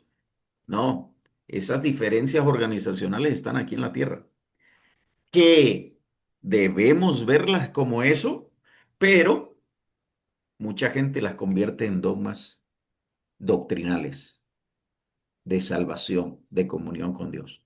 Y no. no van a ser. Entonces, teológicamente, lo que el pastor, está muy bien lo que dice el pastor Robinson, teológicamente, lo que el pastor dice se organiza de la siguiente manera. Se llaman confesiones religiosas. Confesiones religiosas. Y cada confesión religiosa tiene algo redactado, unas políticas que se llama un credo religioso. Aparte de la doctrina, ¿no? Que es bíblica, la doctrina que es la Biblia, pero el credo religioso es donde ellos redactan en qué es lo que ellos creen.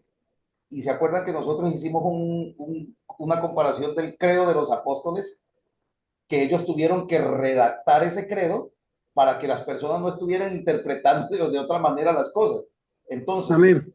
para que no estuvieran redactando, perdón, interpretando de distintas maneras, ya para ese tiempo los apóstoles tuvieron que más adelante hacer una redacción del credo de los apóstoles. ¿En qué creían ellos? Entonces comienza, creo en Dios Padre Todopoderoso, creador del cielo y de la tierra, creo en Jesucristo, su único Hijo, ¿cierto?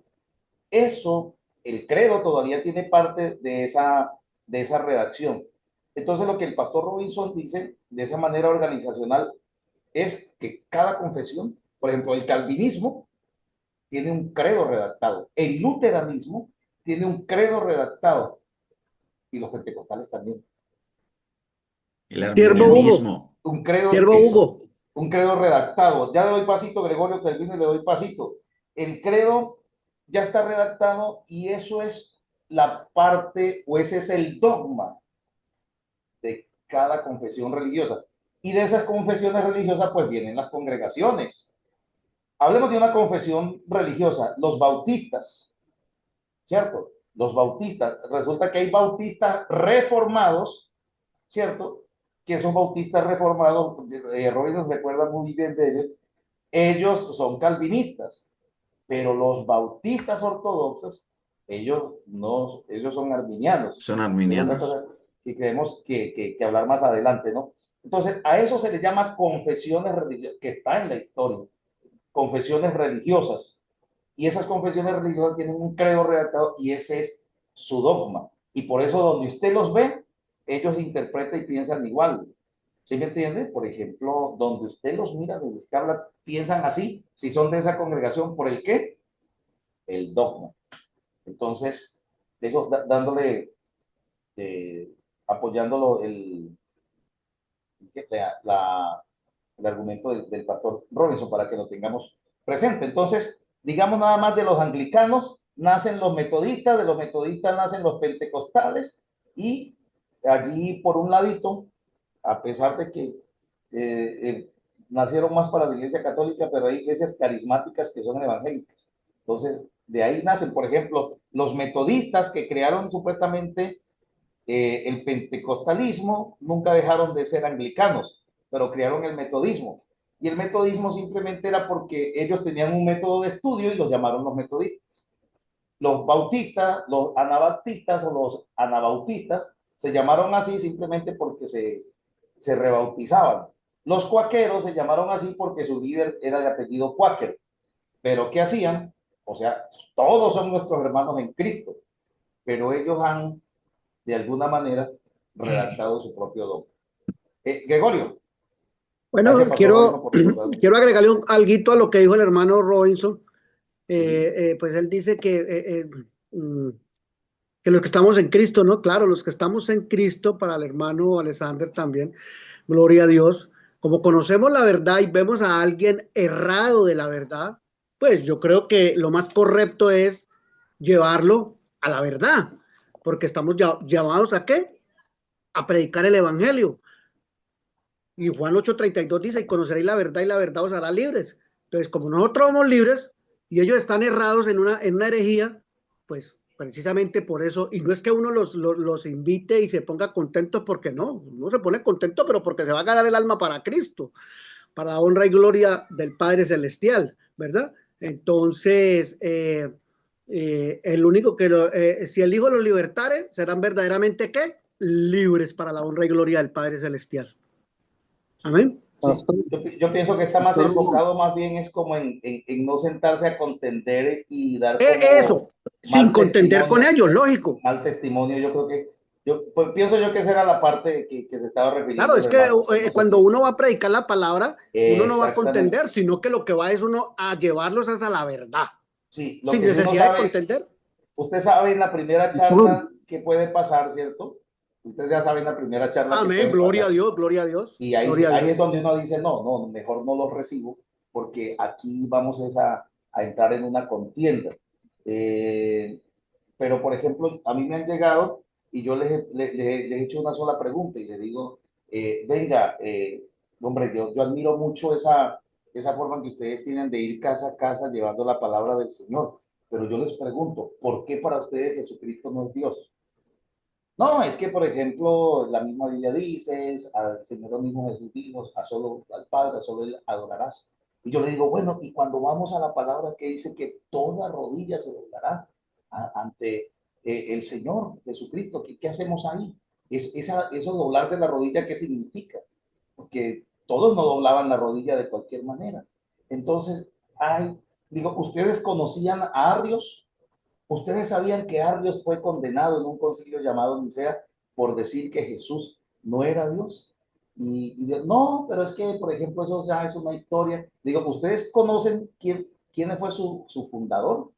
Su fundador viene de los adventistas y tiene algunas conexiones mormonas también. Entonces, no, digo, bueno, no es que aquí la Biblia dice y seréis testigos. Le digo, sí, pero de estos testigos que está hablando la Biblia, no es de la organización jurídica Testigos de Jehová, sino de por ejemplo, yo soy testigo.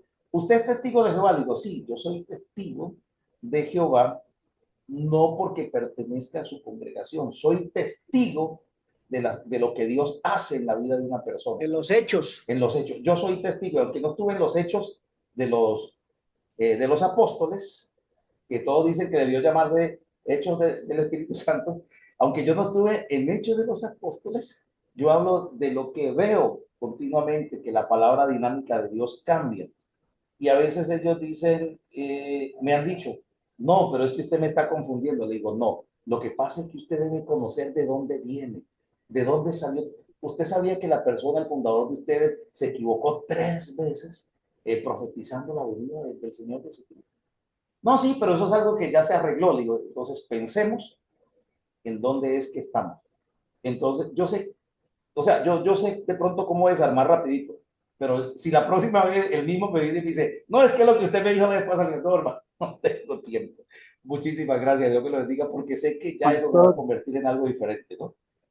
Dígame, Alexander. pastor, yo pienso que las sectas, lo que son las sectas, no estamos hablando de iglesias cristianas, no, Sí, porque pues, uno debe orar unos por los otros, debemos orar para que el Señor nos ayude. Bueno, lo que son las sectas, yo creo que esa obra sí no la hace sino el Espíritu Santo, pastor. Yo le voy a contar un testimonio cortitico. Yo estaba en un lugar y pues allá en ese lugar teníamos mucho tiempo, ayunábamos, escudriñando la palabra, no teníamos pastor, había una persona que predicaba, bueno, y, y en ninguna denominación, no sabía yo que era una denominación, no sabía. Y en ese momento llegó, en ese lugar vino una persona que era el testigo de Jehová de todo ese sector, o sea, era como el líder. Y bueno, sí, llegó cerquita donde yo estaba a vivir y yo no sabía nada. Y yo me abordó el día siguiente y me dijo, venga. Y empezó y me dijo, ¿usted por qué los cristianos no se sujetan a los símbolos patrios? ¿Usted por qué? Pues yo, se me hizo raro. Pero cuando estaba ahí en ese momento, el Señor y el Espíritu Santo me dijo, predíquele el Evangelio. Y yo le prediqué como 15 minutos, el arrepentimiento, todo lo que hizo nuestro Señor Jesucristo en el madero de la cruz. Bueno, todo el arrepentimiento. Cuando estaba terminando de predicarle, el Espíritu Santo me dijo, le predica y se va. Y él se quedó ahí quieto, no me llamó, no me recetó una palabra, no dijo nada. Pero el Espíritu Santo me dijo, le predica y se va. Pues esa experiencia la viví yo. Y pues eso lo cuento, pastor. No. sí, pero ahí está algo muy importante, Alexander.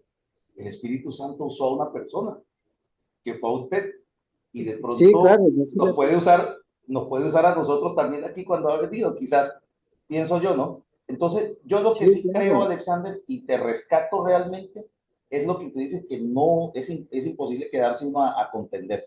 Eso sí, te ¿Para qué? Te lo El rescato Espíritu totalmente. Santo sabía que si se quedaba había contienda segura. Exactamente, pero que lo vaya a usar, sí. Entonces, ¿a qué voy yo con esto? ¿A qué voy yo con esto? Si Dios permitió hablar porque no lo conocías, gloria a Dios, pero por ejemplo yo le digo a los que yo no conozco, que pasan por aquí, yo les hago a veces hasta la misma pregunta y no vuelven más. Pero si vuelven y dicen, siervo, que es que yo vengo porque tal cual, digo, no, yo no tengo tiempo, porque yo sé que ellos vienen a contender. Entonces, yo lo que creo es que nosotros estamos en la obligación, ¿sí?, de predicar, aunque si queremos hacerlo, lo hacemos, si no, no. Pero yo pienso que nosotros debemos hablar cuando sabemos, cuando Dios nos ha instado a predicar. Pero si ya vemos que eso va para contienda, entiendo cuando usted dice que el Señor le habla y le dice, predica y se va. Entonces, de alguna manera, el instrumento se usó. Se usó. Lo que yo no puedo es esperarlos cada rato que pasen por aquí para tenerles Atisbándolo para pelear con ellos. un disparo. Pastor, y otra cosa, por ejemplo, nosotros vamos cuando es en la convención en Cali, ¿sí? Y yo iba donde una tía, ella es testigo de Jehová. Ella murió el año pasado. Pues a mí me dolió porque pues ella como persona era muy buena persona y muy buena gente. Pero yo le iba a hablar algo, no quería. Cuando me iba a venir decía, tía, oremos. Dijo, ¿para qué ora? ¿Para qué vamos a orar? Y así, o sea, en las cosas Sí. entonces, pues, ¿uno qué puede hacer ahí? Ya, No, claro, sí. Ya ahí ojalá, también ahí nos gana la ojalá Dios pelea. tenga misericordia, ¿no? Porque Sí, ya ahí nos gana el argumento también, Alexander, pero veamos que son dos contextos bastante diferentes. ¿Cierto? Eso es como cuando yo evangelizo a una persona que aunque no sea cristiana ni nada, católica, y yo de alguna manera la evangelizo, y ella puede decir si se convierte o no, aunque más duro estará el proceso con alguien más. Bueno, yo creo que a nosotros siempre nos va a faltar tiempo y es por esto que yo trato de cumplir esta cita a cabalidad. Dios lo permita. Eh, Hermanos, no sé si el sábado tengo un evento. El sábado tengo un evento que es una conferencia para una celebración con todo el Instituto Colombiano de Bienestar Familiar de la región. Y estoy invitado como conferencista, oiga, a hablar un tema muy especial, hermano. Y me gustó mucho que esta vez me invitaran a hablar un tema ya más abierto. Y la conferencia es la importancia de la fe en los contextos laborales. La fe como punto clave para mitigar todo lo que tiene que ver con el clima laboral. Hermanos, si eso es así, no voy a poder estar aquí el sábado y ustedes van a orar por mí porque vamos a tener al frente toda una gama de profesionales con deseos de escuchar la palabra de Dios. Y pues imagínense una responsabilidad que uno asume también y saber que hay muchas personas que no están Bájale, muy de acuerdo, pero que nos llamaron a esta responsabilidad. Y esta vez el tema no es social, totalmente social como en otros temas, que siempre me tocaba, esta vez es un tema social espiritual, pero que nos permitan hablar de la fe, era lo que yo les decía a ustedes en capellanía. Lo que yo les decía, hermano, no se preocupen si algún día los invitan a una conferencia y le dicen, es que queremos una conferencia, pero de familia, queremos una conferencia como es. De alguna manera Dios está por ahí. Eso sí tenga la plena seguridad. Pero que nos permitan hablar abiertamente de la fe. Pues yo no voy a hablar de doctrina, pero voy a hablar lo importante que es tener una fe para mitigar cualquier tipo de estrés y cualquier tipo de situaciones que pueda desvalorizar y pueda también destruir el clima laboral. Entonces, vamos a ver si mañana yo les confirmo. Y si no, nos vemos el sábado. Y si no, con más alegría nos vemos el jueves. Esta segunda parte ha estado muy importante y A el seguir hecho que esté por debatiendo, a seguir acá. debatiendo. Sí, sí, sí. Y sabe que me ha gustado, de verdad que me ha gustado, porque si no, no lo permitiera. Si yo viera que esto lastima a las personas y que nos ofendiéramos acá, yo no permitiría estos debates porque saldría de, pero que entremos en esa madurez, que podamos debatir y quedemos intactos en nuestra fe y en lo que creamos y podamos hacer ajustes y digamos, no, si eso es verdad, eso es ganancia. Eso es ganancia. Eso no ocurre en cualquier lugar. Eso es señal de que sí estamos aprendiendo y que vamos a poder confrontar cualquier situación y salir intactos. Todo debate sano y a la luz de las escrituras trae crecimiento. Sí, El resto trae es contienda. contienda y lastimarnos. Y sí, no nos peleemos con, si no lo hacemos acá, que hay aquí creo que 3 iglesias y ya parece que fuera, pues somos una sola iglesia, la de Cristo, pero hay 3 iglesias acá y no hemos tenido un inconveniente. Y bueno, si llegan esos testigos de Jehová, lo que dice Alexander es cierto, no nos sentemos a pelear porque finalmente vamos a armar una campaña eh, muy fuerte y de desprestigio y no nos va a llevar a nada. Y hay Bueno, algo muy pues, importante, mi sí, profe, señor. ya por último. Eh, Sí, Dentro de las iglesias cristianas se debe convivir eso, ¿no?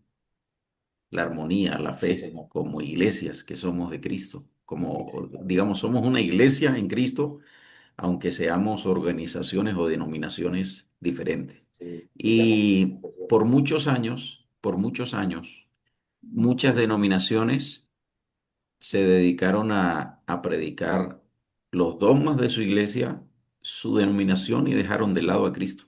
Entonces, el que no pertenecía a su congregación no era salvo, tenía que pertenecer a la congregación de él, si no, no era salvo. Entonces, yo creo que debemos tener la madurez para entender de que si caminamos en Cristo, pertenezca a la denominación que pertenezca, somos hermanos en Cristo Jesús.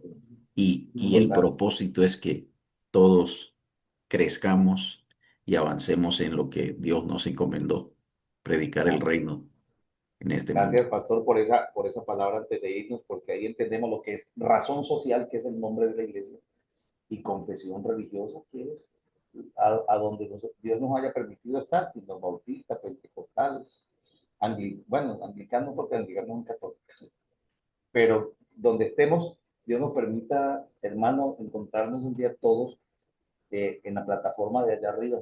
Bendito sea el Señor. Allá, allá queremos llegar. Allá queremos llegar.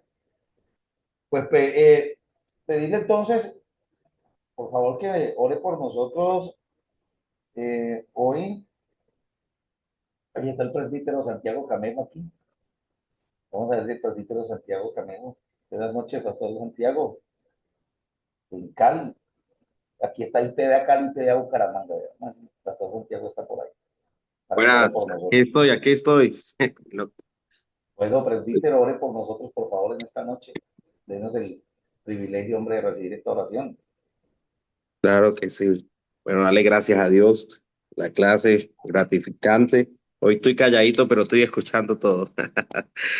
Damos gracias a Dios. Bendito Dios, te damos gracias en esa noche, Señor, por la oportunidad que usted nos da de aprender cada día más de tu palabra, Señor. Pues a eso nos mandas, a escudriñar las escrituras cada día, conocer más, porque pues a nosotros parece que en ella encontraremos vida eterna, Señor.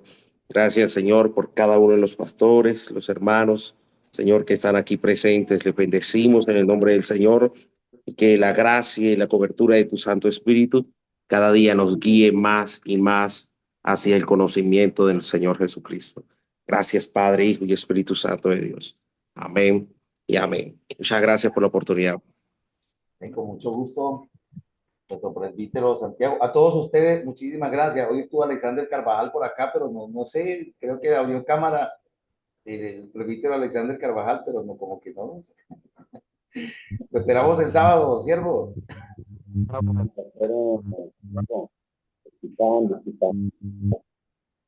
Amén, amén, amén. Creo que tiene un poquito de interferencia. Listo, mi amado pastor, lo esperamos el sábado. Un abrazo para todos, una feliz noche. La paz de Pastor, Cristo. muchas gracias. Dios los Buenas bendiga noches. Amén, grandemente a todos los amén, pastores, bendiciones, hermanos. Rubí, Bendiciones para todos. Dios amén, les bendiga a amén, todos, hermana hermanos amados. Aida de España, que no se nos haya quedado dormida, son las 3 de la mañana en España. Ja, pobrecita mi esposa. Saludo para todos.